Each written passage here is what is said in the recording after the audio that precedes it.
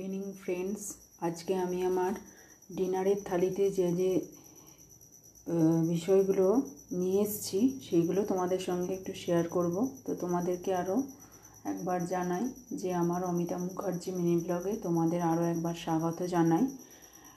তোমাদের সাপোর্টে আমি নিশ্চয়ই আরও অনেক বেশি নতুন নতুন ভালো ভালো রান্না নিয়ে তোমাদের সামনে আসতে পারবো। তো আজকে যেটা করব সেটা হচ্ছে, দেখো আমি দুটো বড় বড় সাইজের আলু ছাড়িয়ে নিয়েছি, এটা পিস করে নেব। এখানে নিয়েছি দুটো কাঁচা লঙ্কা, দুটো শুকনো লঙ্কা, এখানে নিয়েছি জিরে, এখানে নিয়েছি তেজপাতা, এখানে নিয়েছি 4টে গোটা গোলমরিচ, 3টে হচ্ছে দারচিনির টুকরো, 3টে এলাচ দানার টুকরো, 3টে লং। আচ্ছা, এখানে আছে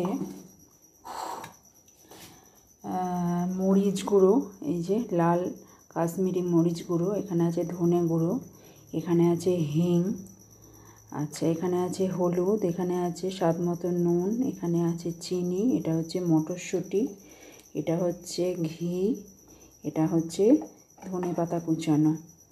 তো আমি আজকে কি বানাবো তোমরা নিশ্চয়ই বুঝতে পেরেছো। আমি আজকে বানাচ্ছি আলুর দম। আর এখানে আমার মশলাটাকে পেস্ট করে নিয়েছি আলুর দমের জন্য, দেখতেই পাচ্ছ।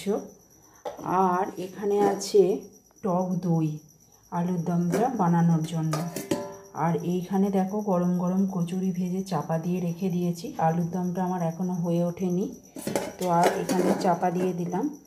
আর আজকে তাহলে গরম গরম কড়াইশুঁটির কচুরির সঙ্গে থাকছে আলুর দম, আর তার সঙ্গে থাকছে নলেন গুড়ের, নতুন গুড়ের যে রসগোল্লা যাকে বলি সেটা, আর থাকছে এই যে বোঁদে। তো আমাদের বাঙালির প্রিয় জিনিস এই সব কটাই। তো আমি আলুর দমটা বানিয়ে নিই, তারপর তোমাদেরকে আমি পুরোটা সার্ভ করে ডিনারের ডিশটা দেখাবো। সো টাটা বন্ধুরা।